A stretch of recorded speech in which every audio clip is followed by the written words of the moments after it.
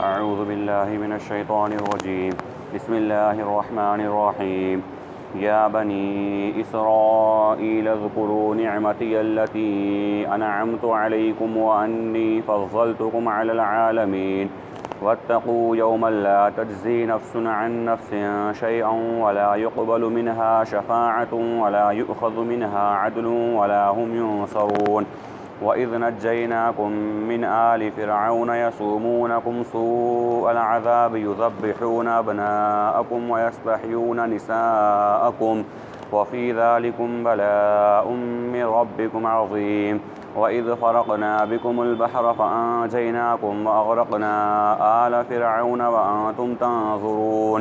वइज़ वाअदना मूसा 40 लैलतन सुम्मा इत्तख़ज़्तुमुल इज्ल मिन बअदिही व अंतुम ज़ालिमून सुम्मा अफ़ौना अन्कुम मिन बअदि ज़ालिक लअल्लकुम तशकुरून। वइज़ आतैना मूसल किताब वल फ़ुरक़ान लअल्लकुम तहतदून। वइज़ क़ाल मूसा लिक़ौमिही या क़ौमि इन्नकुम ज़लमतुम अन्फुसकुम बित्तिख़ाज़िकुमुल इज्ल फ़तूबू इला बारिइकुम फ़क़्तुलू अन्फुसकुम ज़ालिकुम ख़ैरुल लकुम इंद बारिइकुम फ़ताब अलैकुम इन्नहु हुवत-तव्वाबुर रहीम। वइज़ क़ुल्तुम या मूसा लन नुअमिन लक हत्ता नरल्लाह जहरतन फ़अख़ज़तकुमुस साइक़तु व अंतुम तंज़ुरून सुम्मा बअसनाकुम मिन बअदि मौतिकुम लअल्लकुम तशकुरून। वज़ल्ललना अलैकुमुल गमाम व अंज़लना अलैकुमुल मन्न वस्सल्वा कुलू मिन तय्यिबाति मा रज़क़नाकुम वमा ज़लमूना वलाकिन कानू अन्फुसहुम यज़लिमून। वइज़ क़ुल्ना उद्ख़ुलू हाज़िहिल क़र्यत फ़कुलू मिन्हा हैथु शिअ्तुम रग़दन वद्ख़ुलुल बाब सुज्जदन वक़ूलू हित्ततुन नग़फ़िर लकुम ख़तायाकुम वसनज़ीदुल मुहसिनीन। फ़बद्दलल्लज़ीन ज़लमू क़ौलन ग़ैरल्लज़ी क़ील लहुम फ़अंज़लना अलल्लज़ीन ज़लमू रिज्ज़म मिनस्समाइ बिमा कानू यफ़्सुक़ून।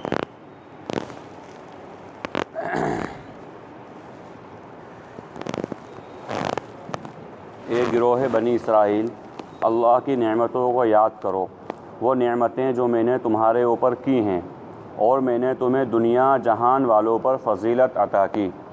और डरो उस दिन से जिस दिन कोई शख्स किसी के कुछ भी काम नहीं आएगा, और ना किसी की शफ़ाअत कबूल की जाएगी, और ना कोई एवज़ कबूल किया जाएगा, और ना किसी पर जुल्म किया जाएगा।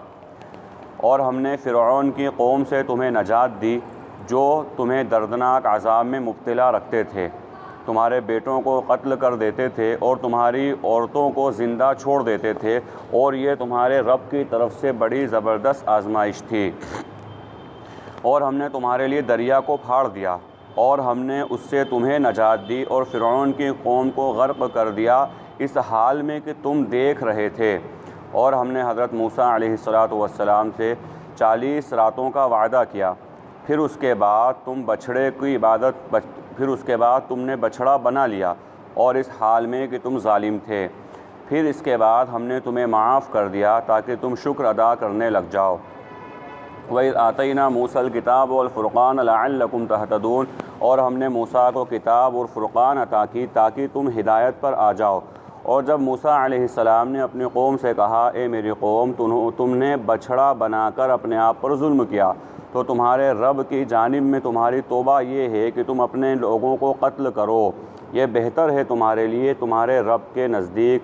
चुनांचे उसने तुम्हारी तौबा को कबूल किया, बेशक वो बड़ा तौबा कबूल करने वाला, रहम करने वाला है। और जब याद करो उस वक्त को जब तुमने कहा कि ए मूसा, हम हरगिज़ तुम्हारे ऊपर ईमान नहीं लाएंगे जब तक कि हम अपनी आँखों से अल्लाह को न देख लें। चुनांचे एक चिंगाड़ ने, बिजली की कड़क ने उनको पकड़ लिया इस हाल में कि तुम देख रहे थे। सुम्मा बअसनाकुम मिन बअदि मौतिकुम लअल्लकुम तशकुरून। फिर इसके बाद अल्लाह रब्बुल आलमीन ने तुम्हारी मौत के बाद तुम्हें ज़िंदा किया ताकि तुम शुक्र करने वाले बन जाओ। पिछले रुकू से बात चल रही है बनी इसराइल की नाफरमानियों की और उनकी सरकशियों की। कुरान करीम का जब मुताला करें, उसमें गौर व फिक्र करें, तो अल्लाह रब्बुल आलमीन ने जा बजा बनी इसराइल का तज़किरा फ़रमाया है। और बनी इसराइल का ख़ास तौर पर अल्लाह रब्बुल आलमीन ने ज़िक्र इसलिए भी फ़रमाया कि इस कौम पे अल्लाह रब्बुल आलमीन का इनाम व इकराम भी बहुत हुआ और इस कौम पर अल्लाह रब्बुल आलमीन की पकड़ भी बहुत हुई। कुरान करीम में अल्लाह रब्बुल आलमीन ने बनी इसराइल की बहुत मजम्मत भी बयान फरमाई है और जो परवरदिगार ने इन्हें फ़जीलत अता फ़रमाई थी वो फ़जीलत भी अल्लाह रब्बुल आलमीन ने बहुत बयान फरमाई है। इसके पैराई के अंदर इसलिए ख़ास तौर पे कि उम्मत मुहम्मदिया अलैहिस्सलातु वस्सलाम में आने वाले तमाम इंसान, क़यामत तक के आने वाले तमाम लोगों के लिए पैगाम है कि अल्लाह रब्बुल आलमीन ने जिस वक्त, जिस दौर के अंदर, जिस ज़माने में बनी इसराइल को जो फ़जीलत अता फ़रमाई, जो इनाम और इकराम उन्हें अता फ़रमाया, वही इनाम और इकराम और वही फ़जीलत अल्लाह रब्बुल आलमीन ने इस वक्त उम्मत मुहम्मदिया अलैहिस्सलातु वस्सलाम को इनायत फ़रमाई है।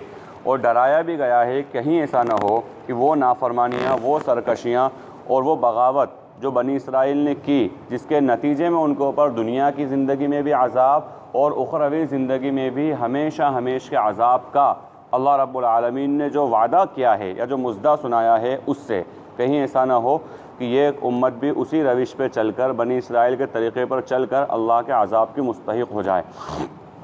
पिछले रुकू के अंदर भी अल्लाह रब्बुल आलमीन ने इसी अंदाज़ में ख़िताब किया था कि या बनी इसराइल उज़्कुरू निअमती अल्लती, ए बनी इसराइल यानी हज़रत याक़ूब अलैहिस्सलाम की औलाद, यानी बनी इसराइल हज़रत याक़ूब अलैहिस्सलाम की औलाद, कहा कि ये ए बनी इसराइल तुम अल्लाह की नेमतों को याद करो, उन नेमतों को याद करो जिन्हें मैंने तुम्हारे ऊपर किया है। वन्नी फ़ज़्ज़लतुकुम अलल आलमीन, और मैंने दुनिया वालों पर तुम्हें फ़जीलत अता फ़रमाई। पूरे दुनिया के अंदर अल्लाह के नबी सल्लल्लाहु अलैहि वसल्लम की नबूवत, आप सल्लल्लाहु अलैहि वसल्लम के इजहार नबूवत से पहले, आप अलैहिस्सलातु वस्सलाम की बिअसत से पहले जो फ़जीलत, जो मकाम व मर्तबा बनी इसराइल का था, वो बात बिल्कुल वाज़ेह और साफ़ है। और इतनी वाज़ेह और इतनी साफ़ है कि मुशरिकीन मक्का ख़ुद बनी इसराइल के, या अहले किताब में यहूद और नसारा दोनों अगर अहले किताब मुराद लिए जाएँ तो उनके, और ख़ास तौर पर बनी इसराइल में यहूद के, यानी उनके इल्मी मकाम और मर्तबे को, उनकी इल्मी बड़ाई को वो तस्लीम किया करते थे और दलील दिया करते थे बनी इसराइल के इल्मी मकाम और मर्तबे की, और अल्लाह तबारक व तआला के नज़दीक उनकी पसंद की। अल्लाह तबारक व तआला ने उसको ज़िक्र फरमाया कि ए बनी इसराइल, अल्लाह की नेमतों को याद करो, वो नेमतें जिनको मैंने तुम्हारे ऊपर किया है, वो इनाम जो मैंने तुम्हारे ऊपर किए हैं, और दुनिया वालों पर मैंने तुम्हें फ़जीलत अता फ़रमाई। अल्लाह के नबी सल्लल्लाहु अलैहि वसल्लम की बिअसत से पहले तमाम उम्मतों पर बनी इसराइल को परवरदिगार ने एक ख़ास फ़जीलत अता फ़रमाई, दुनियावी एतबार से भी और दीनी एतबार से भी। अल्लाह तबारक 70,000 तकरीबन अम्बिया इकराम अलैहिमुस्सलातु वस्सलाम बनी इसराइल में आए हैं, और दुनिया के एतबार से भी अल्लाह रब्बुल आलमीन ताकत और शौकत और क़ुव्वत, बड़ी चीज़ें अल्लाह रब्बुल आलमीन ने उन्हें अता फ़रमाई। फरमाया कि वत्तक़ू यौमन ला तज़्ज़ी नफ्सुन अन नफ्सिन शैअन वला युक़बलु मिन्हा शफ़ाअ, और डरो उस दिन से जिस दिन कोई किसी के कोई कुछ भी काम नहीं आएगा और उनमें किसी की शफ़ाअत कबूल नहीं की जाएगी और किसी से कोई एवज़, कोई बदला नहीं लिया जाएगा। दुनियावी एतबार से चूँकि कुरान करीम को कई मरतबा पिछले दौर के अंदर बात आई थी कि अल्लाह रब्बुल आलमीन ने कुरान करीम के अंदर जो उसलूब इख्तियार किया है, जो तरीक़ा इख्तियार किया है, वो तरीक़ा ऐसा है जैसा कि कोई बड़ा इंसान, कोई मुशफ़िक़, कोई मुरब्बी अपने छोटों को समझाता है, कोई उस्ताद अपने शागिर्दों को समझाता है, कोई वालिदैन जो है अपने बच्चों को समझाते हैं, कोई घर का बड़ा ज़िम्मेदार छोटों को समझाता है कि दुनिया के एतबार से जिस तर्ज़ के ऊपर, जिस तरीक़े के ऊपर इंसान समझ सकता है, वो तरीक़ा इख्तियार करता है एक मुरब्बी, एक मुशफ़िक़, एक मुअल्लिम, तरबियत करने वाला, कि ये किसी तरह इसके बात ज़हन में आ जाए, किसी तरह बात इसके समझ में आ जाए। तो परवरदिगार ने कुरान करीम के अंदर इंसानों की हिदायत के लिए बड़े आम अंदाज़ के अंदर, बड़े आम फ़हम के अंदर, वो बहुत छोटी छोटी मिसालें देकर, छोटी छोटी मिसालें और तमसील बयान करके इस वजह से समझाया है कि किसी तरह ये बात इंसान के दिमाग में आ जाए, किसी तरह ये बात इंसान के दिमाग में उतर जाए। इसीलिए जब मुशरिकीन मक्का ने ये बात बयान फरमाई, ये मुशरिकीन मक्का ने एतराज़ किया कि भाई तुम्हारा परवरदिगार कैसा है जो मक्खी और मच्छर की मिसाल बयान करता है। तो कुरान करीम का अल्लाह रब्बुल आलमीन ने इंसानों को समझाने के लिए कहीं मक्खी की मिसाल भी बयान फरमाई है, कहीं मच्छर की मिसाल बयान फरमाई है, और छोटी छोटी तो फरमाया है कि अल्लाह रब्बुल आलमीन का मिसालें बयान करने का मकसद ही ये है कि भाई जो मुखातब है, जिसको बात बयान करी जा रही, उसकी सलाहियत ये है। मुखातब के जहन को सामने रख कर के बात करना, ये एक मुतकल्लिम की सलाहियत है। इसीलिए अल्लाह के नबी सल्लल्लाहु अलैहि वसल्लम ने तो ख़ास तौर पर बयान फरमाया कि भाई जब बात करो तो जो सामने मुखातब है उसके जहन को सामने रख कर के बात करो। अपनी सलाहियत, अपनी लियाकत, अपनी काबिलियत बयान करने की ज़रूरत नहीं है, बल्कि सामने वाले की जो बात समझ में आ जाए वो बात बयान करो, इसलिए कि मकसद सामने वाले इंसान को, मुखातब को बात समझाना है। अगर हम बात, कोई छोटा बच्चा है, छोटा सा बच्चा है, 5-6 साल का बच्चा अगर है, और दुनियावी एतबार से बड़ी बड़ी मिसालें देकर अगर उसको समझाएं या 10वीं 12वीं के स्टूडेंट के हिसाब से उसको ट्रीट करें अगर, तो बात समझ में नहीं आएगी। ना तो उसको बात समझ में हमारी बात आएगी, ना वो हमारी बात से मुतासिर होगा। क्यों? इसलिए कि बात समझाना जो है वो बात उसके समझ में आई ही नहीं। अल्लाह के नबी सल्लल्लाहु अलैहि वसल्लम का मामूल था कि बहुत आम अंदाज के अंदर जिस दर्जे का इंसान होता था, जिस लेवल का इंसान होता था, उससे उस तरह की बात किया करते थे, इसलिए कि इसको बात समझ में आ जाए। अल्लाह हम सब की हिफाजत फरमाए कि दावत के अंदर भी उसूल यही है, तरीक़ा यही है कि जो मुखातब है उसके जहन में सामने रख कर, उसकी सलाहियत को सामने रख कर के बात करी जाए। एक इंसान घर के अंदर, हम एक मिसाल देते हैं बच्चों को, और ये मिसाल सिर्फ बच्चों के लिए नहीं बल्कि आम मिसाल है कि भाई आप जब खाने की दुआ, मकतब वगैरह में खाने की दुआ आपने सीखी है, पानी पीने की दुआ आपने सीखी है, तो अम्मी और पापा को जाके ये नहीं बोलना है कि आप खाने की दुआ पढ़ लो, या अम्मी और पापा को ये नहीं बोलना है कि पानी पीने की दुआ आपने पढ़ी कि नहीं पढ़ी, इसलिए कि वो माँ बाप हैं, वो आपसे बड़े हैं, उनका अदब और इकराम है। उनको डायरेक्ट ये नहीं बोलना है कि अम्मी, आप पता चला वो, वरना ये होगा, क्योंकि शैतान का मामला ये है कि वो एक तरीक़ा दुनियावी एतबार से अगर बाप माँ को औलाद कह देंगे ना, पापा आपको ये नहीं पता, मोबाइल में लो, मैं करके बताता हूँ, तो बाप खुश होगा, क्योंकि फितरत है कि अट्रैक्शन होता है दुनिया की तरफ। बाप खुश होगा, बोले कि मुझे नहीं पता, मेरा बेटा मुझे सिखा रहा है। लेकिन वही बेटा अगर डायरेक्ट अगर दीन की बात बोल देगा ना, तो बाप बिगड़ जाएगा, बोला तुम मुझे अभी ज़मीन में से उगे नहीं हो, तुम मेरे को सिखा रहे हो, ये जुमला वो बोलेगा। हालांकि बात दीन और दुनिया दोनों की बोलने वाला वही बच्चा है, लेकिन वो एक तरफ वो खुश होगा और दूसरी तरफ नाराज़ हो जाएगा। तो तरीक़ाकार हम जो तालीम देते हैं वो ये कि भाई बच्चे जब वालिदैन को नहीं कहना है कि आप खाने से पहले की दुआ पढ़ लो, या दस्तरखान उठाते वक्त आपने दुआ पढ़ी कि नहीं, वहाँ तरीक़ा है कि आप इतनी ज़ोर से पढ़ लो कि जो आपके साथ बैठा हुआ है, चाहे आपके वालिद हों, वालिदा हों, बड़े भाई हों, बड़ी बहन हों, चचा हों, ताया हों, मामू हों, दादा हों, कोई भी हों, बड़ा रिश्ता अगर है तो उनसे इतनी ज़ोर से इस अंदाज से पढ़ लें कि उनको याद आ जाए। उनको यह जो अल्लाह के नबी सल्लल्लाहु अलैहि वसल्लम का एक तरीक़ा था ख़ास तौर पर तहज्जुद के उन्वान से, कि आप सल्लल्लाहु अलैहि वसल्लम इतनी ज़ोर से सलाम किया करते थे या इतनी ज़ोर से गुफ्तगू किया करते थे कि जागने वाला जो है वो सुन ले और जवाब दे दे। जब आप सल्लल्लाहु अलैहि वसल्लम आए हैं ऐसे वक्त के अंदर कि जाहिर सी बात लोग सो रहे हैं, तो जागने वाला जवाब दे दे, उसकी नींद खराब, जागने वाला जवाब दे दे, क्योंकि वो जाग रहा है, थोड़ी धीरे बोलने के अंदर भी वो उठ जाएगा और जवाब दे देगा। लेकिन सोने वाला डिस्टर्ब ना हो, सोने वाला डिस्टर्ब ना हो, कि इसलिए इतनी ज़ोर से अगर सलाम करा कि सोने वाले की नींद खुल गई तो ये डिस्टर्ब है। अब इस दरमियान में एक बात मैं अर्ज़ कर दूँ, हमारे माशरे के अंदर अल्लाह हम सब की हिफाजत फरमाए, एक गलत तरीक़ा या गलत माहौल ये बन गया है कि घर में कोई सो रहा है, मसलन कोई इंसान बाहर से आया, वालिदा सो रही हैं, या कोई इंसान घर से आया, बीवी आराम कर रही है, वो उसको अल्लाह ने ताकत दी है, उसको अल्लाह ने सलाहियत दी है कि वो किचन में से जाकर खाना लेकर खा सकता है,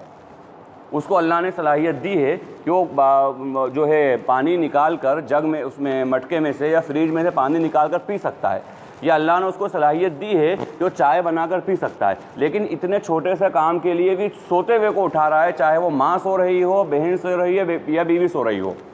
ये अल्लाह के नबी सल्लल्लाहु अलैहि वसल्लम के उसवे के ख़िलाफ़ है। हाँ, अगर ये है कि उनके बग़ैर हमारा काम नहीं हो रहा है, तो वह ज़ाहिर सी बात है वो हमारे ताल्लुक़ वाले हैं, अल्लाह रब्बुल आलमीन ने हुकूक़ रखे हैं, एक दूसरे से मोहब्बत का तकाज़ा है कि वो भी उठ जाएंगे अगर उनके बग़ैर काम नहीं हो रहा है। लेकिन अगर सारी चीज़ें सामने हैं, यहाँ से खाना लेना है, यहाँ से पानी लेना है, यहाँ से चाय बनाना है, तो उसके बाद ये बात अदब के भी ख़िलाफ़ और शराफ़त के भी ख़िलाफ़ है।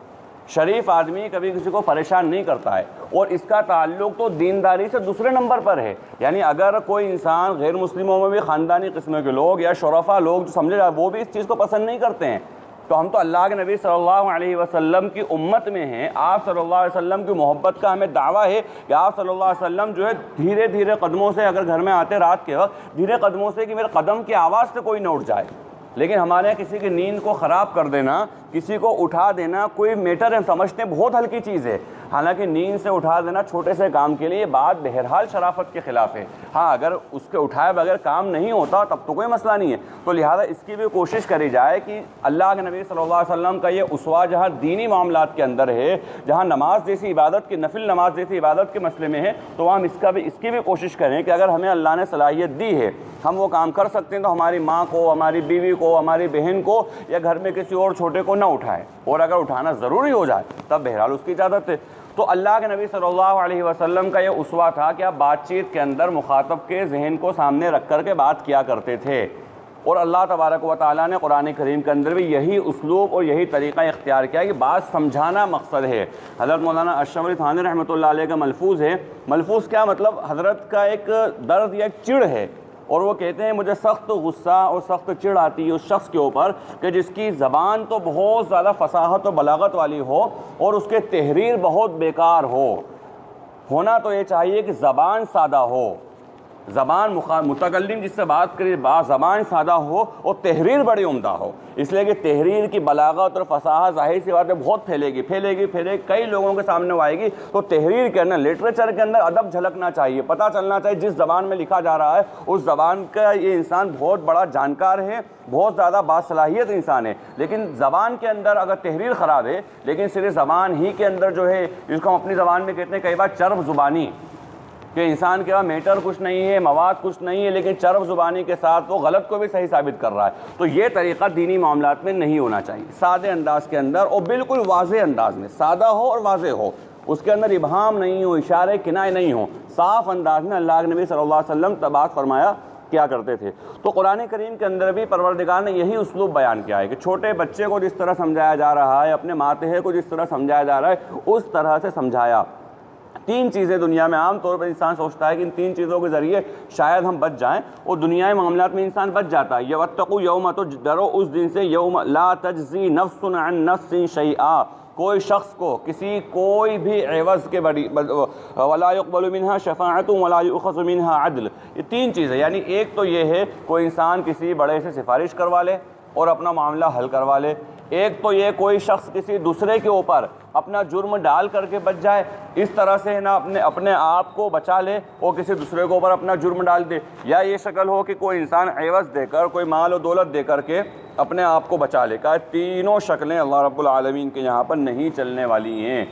बहुत आम अंदाज में अल्लाह रब्बुल आलमीन बात बयान फरमाए, उस दिन ऐसा नहीं होगा। उस दिन इस दिन दुनिया के सारी चालाकियाँ, दुनिया के सारी मक्कारियाँ, दुनिया के सारे धोखे और दुनिया की सारी तदबीरें, ये सब दुनिया ही के लिए हैं। अल्लाह रब्बुल आलमीन के सामने ये नहीं चलने वाली, बल्कि दुनिया में भी नहीं चलती है। दुनिया में भी अगर किसी इंसान को कोई बेवकूफ़ बना रहा है तो वो इंसान बेवकूफ़ बनता नहीं है, वो इंसान समझ जाता है कि ये मुझे बेवकूफ़ बना रहा है। या तो उसकी शराफत होती है, या उसके अंदर अदब होता है, या उसमें दीनदारी होती है, या अफ़्व दरगुज़र का मामला होता है, तो कहता नहीं है बसा औक़ात, लेकिन समझ सब जाता है कि इंसान मेरे को बेवकूफ़ बना रहा है, ये इंसान मेरे साथ धोखा कर रहा है। तो दुनिया में भी नहीं चलती है, ये किसी हद तक वो चल जाती है, लेकिन आखिरत में किसी हाल में चीज़ें चलने वाली नहीं हैं। वला हुम युनसरून, और ना उनकी मदद की जाएगी। अब इसके बाद यहाँ से लेकर रुकू का आखिर तक बनी इसराइल की शरारतों का जिक्र है और अल्लाह रब्बुल आलमीन की पकड़ का जिक्र है। खुलासे के तौर पर ये बात है कि बनी इसराइल को अल्लाह रब्बुल आलमीन जो भी काम करने का कहा, उन्होंने उसका उल्टा करा। जिस भी काम का परवरदिगार ने कहा कि ये काम करो, लेकिन उन्होंने उसका उल्टा करा। इसके अंदर पैगाम उम्मत मोहम्मदिया के लिए यही है कि जो काम करने का कहा गया है वही काम करना है, उसका उल्टा नहीं करना है। जुल्म की तारीफ़, जुल्म जो लुग़त में कहा जाता है अरबी ज़बान के एतबार से, किसी चीज़ को उसकी जगह के अलावा में रखना ये जुल्म है। मिसाल के तौर पे चप्पल और टोपी, इन दोनों की जगह मुतअय्यन है। टोपी की जगह सर है, चप्पल की जगह पाँव है। पाँव को सर पे रख चप्पल को सर पे रखना ये जुल्म है, और टोपी को पाँव में रखना ये जुल्म है, इसलिए कि दोनों की जगह बदल दी गई। अल्लाह रब्बुल आलमीन ने और अल्लाह के नबी अलैहिस्सलातु वस्सलाम ने साफ़ साफ़ बातें बयान फरमा दी, खोल कर बातें बयान फरमा दी, 2 और 2 4 की तरह बातें बयान फरमा दी। अब मैं एक मिसाल देता हूँ, हो सकता है मिसाल बुरी लगे, लेकिन बात हकीकत है। किसी इंसान के पास 200, 400 या 500 रुपये या 1000 रुपये हैं, और उसने सोचा है कि मैं इसको मस्जिद के अंदर दूंगा, अब एक मस्जिद के अंदर अल्लाह के रास्ते में दूंगा, जाहिर सी बात है मस्जिद के अंदर देना यानी बहुत फजीलत की, बड़ी सआदत की बात है। पूरी उम्मत का, पूरे मसाजिद का निज़ाम जो है उम्मत के ताउन से और इनके अखराजात सारे उम्मत के डोनेशन पे चल रहे हैं। लेकिन यहाँ मसला एक मस्जिद वो है जो मार्बल लगाने के लिए पैसा मांग रहे हैं कि मस्जिद में साहब मार्बल लगाना है। और एक मस्जिद का आलम ये है, अल्लाह के रास्ते में निकल के देखें और घूमें फिरें, हमारे अतराफ़ के अंदर कई मसाजिद नज़र आ जाएंगी, पंखे नहीं है वहाँ पर। कई मसाजिद ऐसी नज़र आ जाएंगी कि जहाँ पर पतरे सालों से पतरे की मरम्मत नहीं हो पाई है। अगर वहाँ पर बारिश ज़्यादा हो जाए तो मुकामी साथी बेचारे किसी तरह तिरपाल ढाक के उसका इंतज़ाम कर लेते हैं। तिरपाल बेचारा कब तक चलेगा, धूप में सड़ गया, फिर पानी टपकने लग गया, धूप आ रही है, धूप तेज़ी के साथ आ रही है।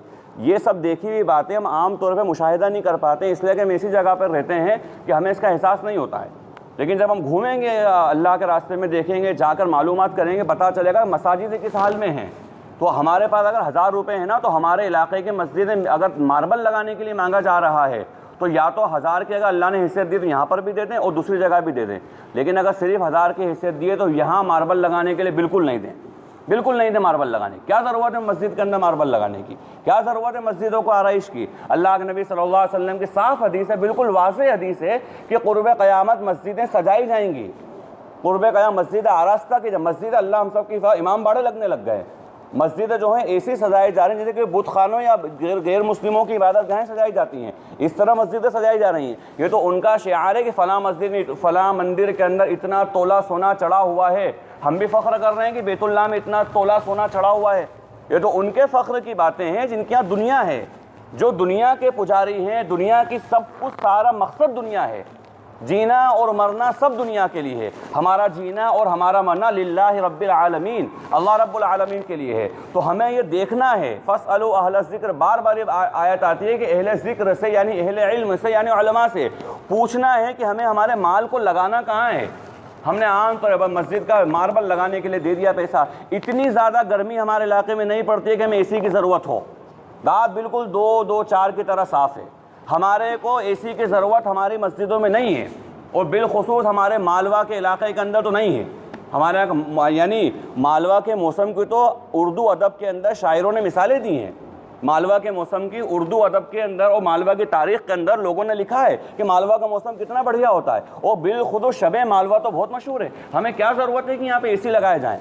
बहुत ज़्यादा परेशानी होगी अगर, तो ज़ोहर और असर में हो जाएगी। तो सैयदना बिलाल रज़ी अल्लाह ताला अन्हु की क़ुरबानी का तसव्वुर कब होगा। हमारी मस्जिदों में इतने मोटे मोटे कालीन लगा दिए गए कि वो सजदे की जगह गड़ रही है उस कालीन के अंदर, ज़मीन पे नहीं जा रही है। हालांकि अगर फ़ुक़हा से मसला पूछें तो ऐसी जगह पर सजदा करना कि जहाँ पर ज़मीन का एहसास नहीं हो मकरूह है। और उसके बाद मज़ीद बात यह है कि कालीन है, फिर उसके इमाम साहब के लिए 3-4-5 जानमाज़ें और लगा दी। यानी हमने जो काम करना है वो नहीं करा, और काम जो नहीं करना था वो कर दिया, और इसको अदब समझ रहे हैं। हालांकि इमाम साहब का अदब ये नहीं है कि 4-5 जानमाज़ें उन पर बढ़ा, उनका अदब ये है कि उनके आगे ना चला जाए, वो इमाम मस्जिद है। उनका अदब ये है कि उनसे ऊंची आवाज़ में बात नहीं करी जाए, वो इमाम मस्जिद हैं। उनका अदब ये है कि अगर कुछ नागवारी वाली बात भी पेश आ जाए, खामोश हो जाया जाए अदब के दायरे में, या अच्छे अंदाज में जवाब दे दिया जाए, इसलिए कि इमाम मस्जिद हैं। हमारे हमें नमाज़ पढ़ाने वाली शख्सियतें हो, हमारे फ़र्ज़ के कफ़ील हैं वो, अल्लाह तबारक व तआला के यहाँ पर हमारे इमाम की हैसियत से पेश होंगे।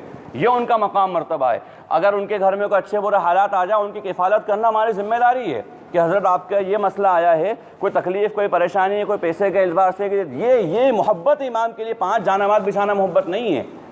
मसला ये कि हमने दीन को भी, अल्लाह माफ़ करे, उल्टा कर, हम वो सोचते हैं जो हमारे को अच्छा लगता है, जो हमें पसंद होता है, जो हमारे नफ्स को अच्छा हालांकि दीन जो है नफ्स को जलील करने का नाम है, दीन नफ्स को कुचलने का नाम है। आपको या हमें कोई बात अच्छी लगे या नहीं लगे, वो दीन है अगर तो करना है, और अगर वो बात अच्छी लगे या नहीं लगे लेकिन दीन नहीं है तो नहीं करना है। हमारा जीना, हमारा मरना सब अल्लाह के लिए, इसका मतलब ही ये है। तो जिस तरह से मस्जिदों को आरास्ता किया जा रहा है, बड़ी बड़ी मसाइल, बहुत सारी मस्जिदें ऐसी हैं कि वहाँ पर मैं समझता हूँ पूरे साल भर में कोई सा जुमा आ जाए, वो मस्जिदें कभी नहीं भराती हैं। लेकिन 2 मंजिला है, उसको तीसरी मंजिल कर दी, 3 मंजिला है, चौथी मंजिल कर दी। हालांकि ज़रा मसला पूछो उलमा से कि ये फिजूल खर्ची करना जायज़ है या नाजायज़ है, ये उम्मत का पैसा लगाना इन जगहों पर जायज़ है या नाजायज़ है। अगर फतवा अपनी जगह हो, तकवे की बुनियाद पर देखा जाए तो बिल्कुल जायज़ नहीं है, इसलिए कि भाई वहाँ ज़रूरत ही नहीं है, मस्जिदों को साफ़ कौन करेगा।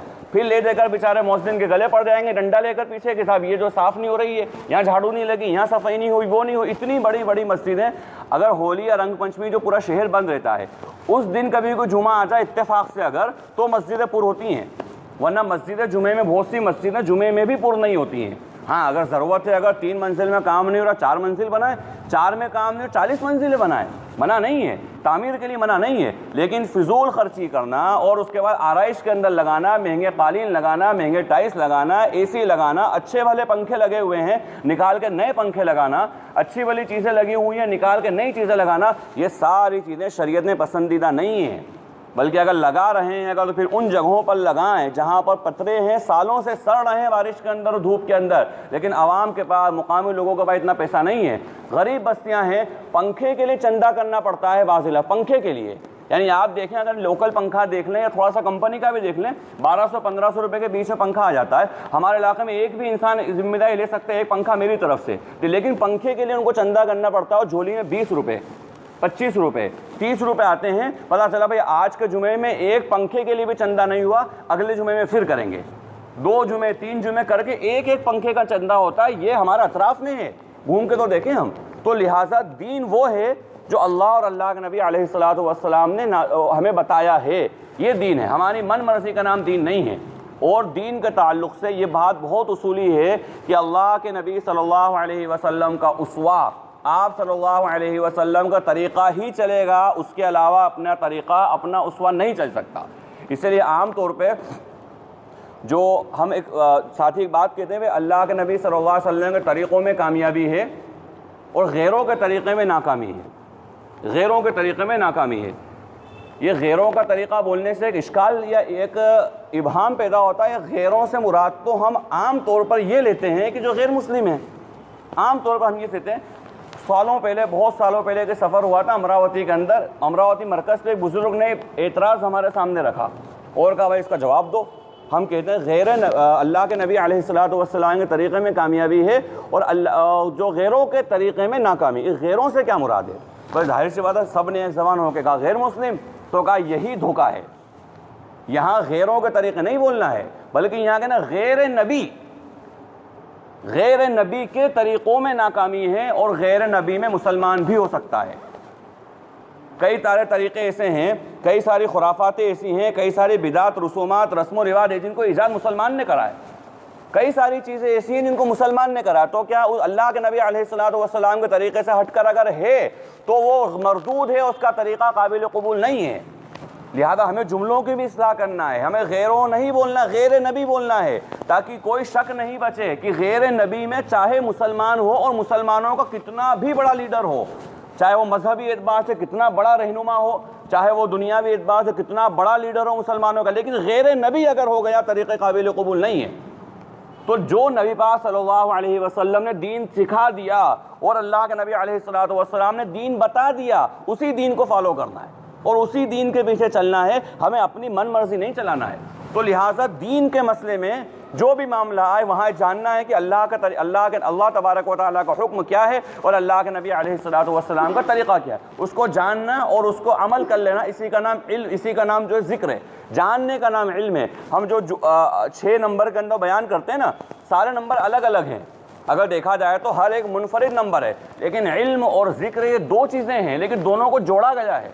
इसमें हिकमत देखें भाई, सारी चीज़ें अलग अलग हैं, कलीमा अलग है, इखलास अलग है, वो जो है आपके दावत तबलीग वो एक मुस्तकिल है, इकराम मुस्लिम एक मुस्तकिल है, नमाज एक मुस्तकिल है, लेकिन इल्म और ज़िक्र 2 अलग अलग चीज़ें हैं, दोनों अलग अलग हैं। होना तो चाहिए 2 नंबरों को अलग बयान किया जाता है, लेकिन दोनों को एक साथ बयान करने का मकसद ये है कि इल्म और ज़िक्र दोनों जुड़े हुए हैं। इसके बग़ैर अगर इल्म है ज़िक्र नहीं है, और ज़िक्र है और बग़ैर इल्म के है, तो दोनों गुमराही है। हम इलियास रहमतुल्लाह अलैह के मलफूज में है ना कि जब अल्लाह के रास्ते में निकले तो भाई इल्म और ज़िक्र दोनों को लेकर चलना है, वरना तो सिर्फ सैर और तफरीह हो जाएगी, घूमना फिरना हो जाएगा, पिकनिक हो जाएगा, उसके अलावा कुछ नहीं होगा। इल्म से चाहा जा रहा है कि परवरदिगार इस हाल में क्या चाह रहा है, फ़ौरन उसके ऊपर अमल कर देना, ये ज़िक्र है। ज़िक्र कहते हैं अल्लाह की याद को है, परवरदिगार ने चाहा फ़ौरन उसके ऊपर, चाहने के बाद नंबर भी चेंज नहीं करा कि चलो ठीक है अभी इल्म का नंबर आ गया अब ज़िक्र आ रहा, फ़ौरन मुत्तसिल, इसलिए कि इल्म का तकाज़ा ही ये है कि अमल है। अल्लाह तबारक व तआला ने आसमान से आमाल उतारे हैं, नमाज उतारी है, हज उतारा है, इसी तरह सारी चीज़ें उतारी हैं। और उसके बाद अल्लाह के नबी अलैहिस्सलातु वस्सलाम ने मसाइल बयान करके उम्मत को बताया कि अमल कैसे करना है। अल्लाह तबारक व तआला आमाल उतारे कि अमल करना, ये नहीं कि इल्म हासिल कर लिया और अमल नहीं हो रहा है। तो लिहाजा इल्म जो भी चीज़ें अल्लाह और अल्लाह के नबी अलैहिस्सलातु वस्सलाम ने बयान फरमाई है उसके ऊपर अमल करना है, चाहे वो अच्छी लगें या चाहे बुरी लगें। लेकिन एक बात दरमियान में अर्ज़ करूँ, बुरी नहीं लगती हैं। ये बुरी तब लगती हैं कि जब इंसान का अंदरून बना हुआ नहीं होता है। जब अंदरून अगर इंसान का बन जाता है ना तो उसको इबादतों में मज़ा आने लगता है। हमें इबादतें अच्छी इसलिए नहीं लगती हैं, नमाज़ें बोझ इसलिए लगती हैं, 10 मिनट हो गए, कभी किसी वक्त इमाम साहब ने कोई लंबी रकात पढ़ा दी।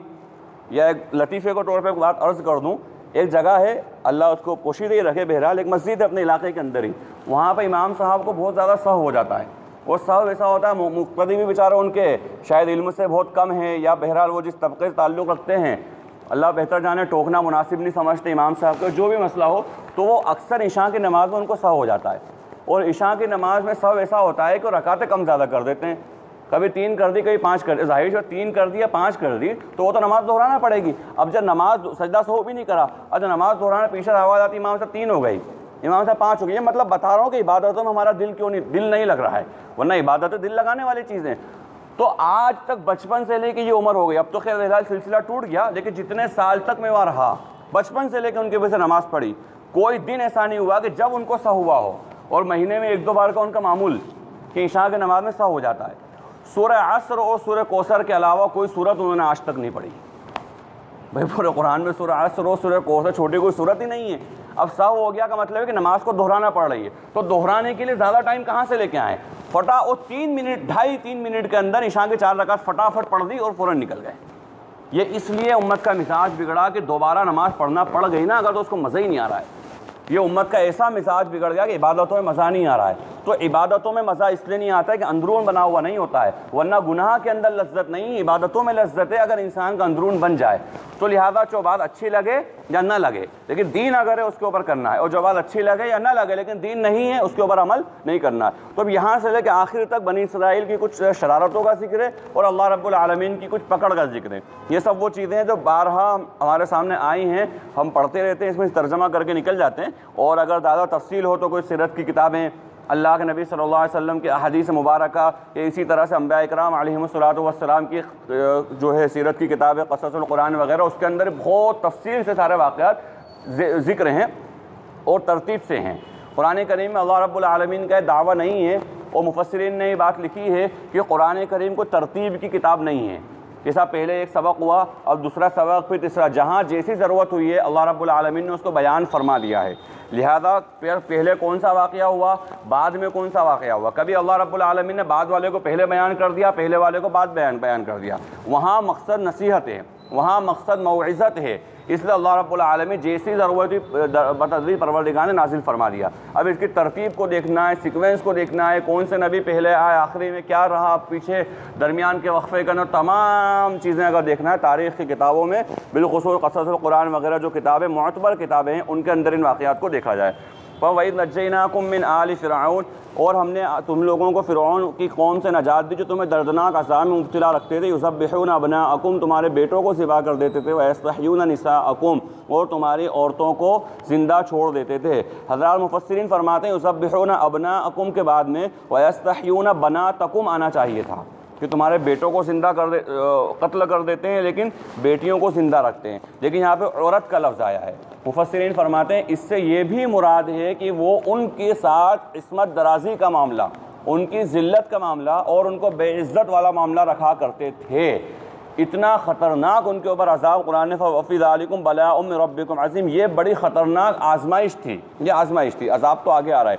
ये इतनी ख़तरनाक आजमाइश उनके साथ में थी। कुरान करीम की इस्तिलाह से अगर देखा जाए दोनों तरफा, यानी बेटों का मामला और बेटियों का ही मामला, इज़्ज़त का भी मामला और जान का भी मामला, दोनों के साथ वो जुल्म सितम किया करते थे। वइज़ फ़रक़ना बिकुमुल बहरा फ़अंजयनाकुम वग़रक़ना आला फ़िरऔन, और हमने तुम्हारे दरिया को फाड़ दिया, फिर हमने उससे तुम्हें नजात दी, फ़िरऔन की कौम को गर्क कर दिया और तुम देख रहे थे। ये भी एक इत्मीनान की बात थी कि देख रहे थे जालिम को डूबते हुए, देख रहे थे उनके हुकूमत के गुरूर को ख़त्म होते हुए, अपनी आँखों से वो चीज़ें देख रहे थे। ये भी एक इत्मीनान के लिए अल्लाह रब्बुल आलमीन ने मामला किया कि उनका अज़ाब जो है अपनी आँखों से देख रहे थे। वही वादना मूसा अर्बईन लैला, और हमने हज़रत मूसा से 40 रातों का वादा किया। फिर जब हज़रत मूसा अलैहिस्सलातु वस्सलाम तूर पर चले गए अपनी कौम को छोड़कर 40 दिनों के लिए, इसका भी लंबा वाक़या कि 30 दिन, फिर बाद में अल्लाह ने 10 दिन मज़ीद रोका। उन्होंने बछड़े की इबादत शुरू कर दी, या एक बछड़ा बना लिया और उसकी इबादत शुरू कर दी। सुम्मा तख़ज़्तुमुल इजला मिन बअदिही व अंतुम ज़ालिमून, इस हाल में कि तुम ज़ालिम थे। सुम्मा अफ़ौना अन्कुम मिन बअद, फिर अल्लाह रब्बुल आलमीन ने इसके बाद तुम्हें माफ़ कर दिया ताकि तुम शुक्र अदा करने वाले बन जाओ। इस आयत या इस वाक़े के तहत मुफस्सिरीन ने लिखा है कि अल्लाह रब्बुल आलमीन ने जो आगे बयान फरमाया कि बछड़े की इबादत करने की वजह से तुम एक दूसरे को कत्ल करो, बड़ी ख़तरनाक सज़ा, तसव्वुर अगर किया जाए तो बड़ी ख़तरनाक सज़ा, बड़ी बड़ी नाफरमानियाँ, बड़ी बड़ी सरकशियाँ उन्होंने करी हैं बनी इसराइल ने। लेकिन ये कहीं जिक्र नहीं किया गया उस सरकशी की वजह से कि तुम एक दूसरे को कत्ल करो। लेकिन ये मामला इतना ख़तरनाक था, इतना ख़तरनाक था कि जिसकी वजह से फरमाया कि एक दूसरे को कत्ल करो, इसलिए कि शिर्क था। अल्लाह रब्बुल आलमीन तमाम चीज़ों को माफ़ फरमा देगा, लेकिन शिर्क के बारे में अल्लाह का वादा है कि माफ़ नहीं फरमाएगा। ये नहीं कि सब अल्लाह तबारक व तआला नाउज़ुबिल्लाह उस पर कादिर नहीं है। अल्लाह तो कादिर है इस बात पर है कि काफिर और मुशरिक को भी जहन्नम से निकाल के जन्नत में डाल दे, लेकिन नहीं फरमाएगा, इसलिए कि अल्लाह का वादा है कि नहीं करूँगा मैं, और अल्लाह वादा खिलाफ़ी नहीं करता।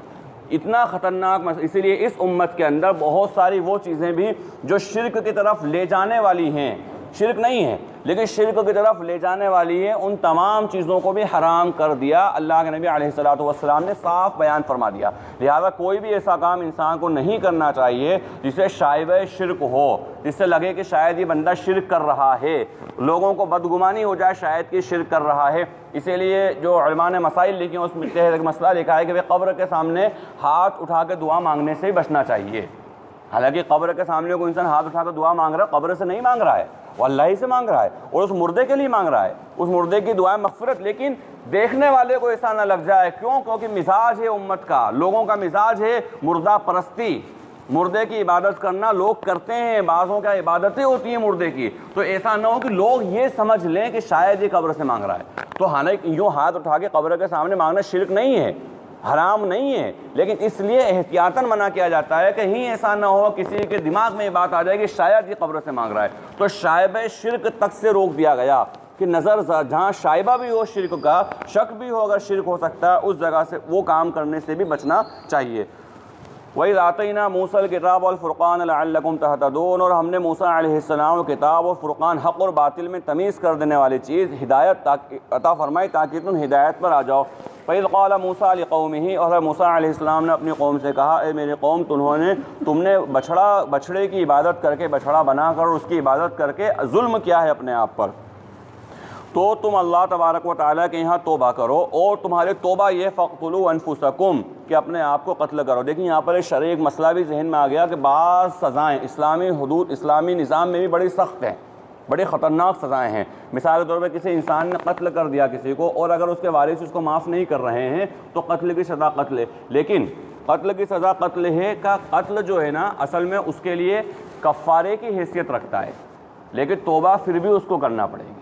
यानी किसी इंसान ने जुल्मन किसी को कत्ल कर दिया, या किसी इंसान ने किसी के मतलब ज़िना कर लिया, या इस तरह के जिन गुनाहों में सज़ाएँ हैं कि ये सज़ाएँ देना पड़ेंगी, बड़ी ख़तरनाक सज़ाएँ हैं, उनके साथ भी मसला है कि तौबा ज़रूरी है कि इंसान पे तौबा करे। ये नहीं किसी सज़ा नाफिज हो गई तो मामला ख़त्म, बल्कि तौबा करना पड़ेगा अल्लाह से कि अल्लाह मुझे माफ़ फरमा दे, गुनाह हो गया, और उसके कफ़ारा दुनिया के अंदर ये है। तो यही मामला बनी इसराइल का है। तो फ़क़्तुलू, तुमको तमाम के तमाम को कत्ल तो क्या गया, एक दूसरे को मारा उन बुत परस्तों ने, लेकिन कहा तौबा फिर भी करना पड़ेगी, और जब तौबा कर ली तो फरमाया फ़ताबा अलैकुम, अल्लाह रब्बुल आलमीन ने उनको तौबा को कबूल कर लिया, इन्नहु हुवा तव्वाबुर रहीम। और जब हज़रत मूसा अलैहिस्सलाम से उन्होंने कहा, ए मूसा, हम जो है लन नुअमिन लका, तुम्हारे ऊपर ईमान नहीं लाएंगे जब तक कि अल्लाह तबारक व तआला को अपनी आँखों से नहीं देख लें। ये सरकशी वाला सवाल। फ़अख़ज़तकुम साइक़ा, चुनांचे बिजली की कड़क ने उन्हें पकड़ लिया इस हाल में कि तुम देख रहे थे, फिर उसके बाद हमने उनको मौत देने के बाद दोबारा ज़िंदा किया ताकि तुम शुक्र अदा करने वाले बनो। अब अल्लाह मुफस्सिरीन ने इसके तहत 2-3 बातें लिखी हैं कि हकीकतन में उनको मौत आई थी, या जो है मौत नहीं बल्कि एक तरह से गशी बेहोशी वाला मामला हो गया था। या आम तौर पे वो थोड़ा सा अपन आगे टेक्नोलॉजी के एतबार जाएँ तो बोले कोमा में चले गए थे। ये 3-4 बातें लिखी हैं, लेकिन मुफस्सिरीन की आम राय यही है कि अल्लाह ने हकीकतन मौत दे दी थी, इसलिए कि वहाँ पर लफ्ज़ ही मौत आया है और इसकी बिला वजह की तावील करने की कोई ज़्यादा ज़रूरत भी नहीं है। इसलिए ज़रूरत नहीं है कि अल्लाह के नबी हज़रत मूसा अलैहिस्सलातु वस्सलाम मौजूद थे, नबी वक्त के नबी मौजूद हैं, उनको उनका मौजिज़ा भी कह सकते हैं, अल्लाह तबारक व तआला का ख़ास इनाम भी कह सकते हैं। तो लिहाजा हकीकतन बज़ाहिर यही नज़र आता है कि उन लोगों को हकीकतन मौत आ गई थी और उसके बाद अल्लाह रब्बुल आलमीन ने दोबारा उनको ज़िंदा किया। और वज़ल्ललना अलैकुमुल गमाम, और जब वादी के अंदर वादी तय में भटके और नाफरमानी करी तो अल्लाह रब्बुल आलमीन ने घुमाया, इतना घुमाया कि 40 साल तक एक ही वादी के अंदर, एक ही जंगल के अंदर भटकते रहे। सुबह जहाँ से चलते थे शाम को वापस वहीं पर लौट कर आ जाते थे। और ग़ालिबन मौलाना अलीमा साहब रहमतुल्लाह अलैह का या किसी दूसरे बुज़ुर्ग का मलफूज़ है कि ये अल्लाह तबारक व तआला का अज़ाब की बड़ी ख़तरनाक शक्ल है और इससे इंसान को बहुत पनाह मांगना चाहिए। दुनियावी ज़िंदगी में भी ऐसा होता है, इंसान 10 साल से मेहनत कर रहा है तिजारत के अंदर, पता चला कि वापस वहीं पर आ गया, या इसी तरह को दुनियावी मामलात के अंदर आगे बढ़ने की कोशिश कर रहा है और वापस घूम फिर के वहीं पर आ गया, या दीनी मामलात के अंदर कोशिश कर रहा है लेकिन वापस घूम फिर के वहीं पर आ गया। तो लिहाजा इससे भी अल्लाह के पनाह चाहना चाहिए कि परवरदिगार दीन हो या दुनिया, दोनों मामलात मेरे लिए बरकत अता फरमा, दोनों मामलात मुझे कामयाबी अता फरमा, दोनों मामलात के अंदर मुझे आगे बढ़ने की तौफीक अता फरमा, क्योंकि दुनिया मांगना भी बुरा नहीं है और दीन तो बहरहाल मकसद असली है। तो कहा कि ये अल्लाह का अज़ाब की एक शक्ल है जो बनी इसराइल पर उमूमी तौर पर हुआ था, इस उम्मत में बाज़ लोगों पर खुसूसी तौर पर हो जाता है कि वो जहाँ से चले वहीं पर पहुँचे, जहाँ से चले वहीं पर पहुँचे, किसी भी शक्ल के अंदर हो सकता है। तो लिहाजा अल्लाह से इसकी भी दुआ मांगना चाहिए, परवरदिगार ये मामला हमारे साथ ना हो। इसी बात के तहत मौलाना अली मियां साहब रहमतुल्लाह अलैह का मलफूज़ है कि वो फरमाते हैं कि अल्लाह तबारक व तआला से एक दुआ ये भी मांगना चाहिए, परवरदिगार के बनी इसराइल पे जो जो अज़ाब आए हैं उनसे हमारी हिफाजत फरमा, क्योंकि बड़े ख़तरनाक और बड़े सख्त अज़ाब आए हैं नाफरमानियों की वजह से, बड़े ख़तरनाक अज़ाब। फरमाया कि उन अज़ाब से अल्लाह हमारी हिफाजत फरमा। वज़ल्ललना, फिर उस वादी के अंदर भी अल्लाह का फिर ये नाम हुआ कि उनके ऊपर अल्लाह तबारक व तआला ने साया कर दिया बादल का और उनके ऊपर मन और सलवा उतारा। ये मन और सलवा अल्लाह की बड़ी नेमत है। मन और सलवा, मन यानी एक मीठी चीज़ हुआ करती थी जो दरख्तों के ऊपर लग जाते, गोंद वगैरह चिपक जाता है दरख्तों पर, इस तरह से लग बड़े आसानी के साथ उसको ले लेते थे। और सलवा छोटे जानवर, बटेर, इस टाइप की जो चिड़ियाँ या छोटी हुआ करती हैं उनको सलवा, दोनों चीज़ें वो ले लिया कर बड़ी आसानी से पकड़ में आ जाया करती थी और वो खूब खाते, सालों तक अल्लाह ने खिलाया, लेकिन उसके बावजूद फिर उन्होंने सरकशी करी। कुलू मिन तय्यबाति मा रज़क़नाकुम, अब यहाँ फरमाया कि जो रिज़्क़ परवरदिगार ने तुमको दिया है पाक, उसमें से खाओ। वमा ज़लमूना वलाकिन कानू अनफुसहुम यज़लिमून, और हमने उनके ऊपर जुल्म नहीं किया, उन्होंने ख़ुद अपने ऊपर जुल्म किया। वइज़ क़ुलना उदख़ुलू हाज़िहिल क़रया, और हमने उनसे कहा कि देखो इस इलाके का, फिर अल्लाह ने हुक्म दिया कि एक इलाके में तुम जा रहे हो तो इस तरह जाना, बड़ी आजिज़ी के साथ, बड़ी इनकिसारी के साथ, बड़ी तवाज़त और मतानत के साथ, अल्लाह अल्लाह करते हुए जाना। फरमा फ़कुलू मिन्हा हैज़ु शिअ्तुम, कहा वइज़ क़ुलना उदख़ुलू हाज़िहिल क़रया, और जब इस गाँव में बस्ती में दाखिल हो, फ़कुलू मिन्हा हैज़ु शिअ्तुम, जो चीज़ तुम्हें अच्छी लगे उसको खाना, रग़दन, जो तुम्हें दिल पे भाए। अब यहाँ पर भी एक बात ज़हन में रहे कि अल्लाह तबारक व तआला ने सारी चीज़ें को जो हलाल हैं, एक बड़ी अक्सर चीज़ हलाल है, कुछ चीज़ें हराम हैं, हराम का इस्तिस्ना अल्लाह रब्बुल आलमीन ने कर दिया। अब उसके साथ बयान फरमाया कि हलाल को खाओ, खूब खाओ हलाल को। तो यहाँ जब इंसान खाए, अल्लाह तबारक व तआला ने उसको ताकत दी, अच्छे से अच्छा खाए, बेहतर से बेहतर खाए, लेकिन आमाल भी अच्छे हों। ये नहीं कि इंसान खा तो बड़ा अच्छा रहा है लेकिन उसके अमाल बुरे हों। अल्लाह तबारक व तआला बहुत बढ़िया ग़िज़ा खिला रहा है, कोई इंसान किसी मोतबर होटल में बैठकर खाना खा रहा है, अगर नॉनवेज खा रहा है तो मोतबर होना ज़रूरी है, पता चले कि ये इनके जानवर आते कहाँ से हैं, ये ज़िबा किस तरह कराते हैं, ज़िबा होकर तकबीर पढ़ते हैं या नहीं पढ़ते हैं, झटका तो नहीं है, हलाल है या, पूरा तहक़ीक़ी बात हो जाए। अगर वो खा रहा है खूब अच्छे से खाए, साथ में खाए, पर्दे का इत्माम अगर हो तो फैमिली के साथ में बैठकर खाए, दोस्तों के साथ में का कोई बन, लेकिन जैसी नमाज का टाइम हो जाए फ़ौरन खाना ख़त्म हो गया या इस तरह पे जाए कि अब मेरे को नमाज मेरे नहीं निकलना चाहिए, चलो मान लो इस मस्जिद में निकल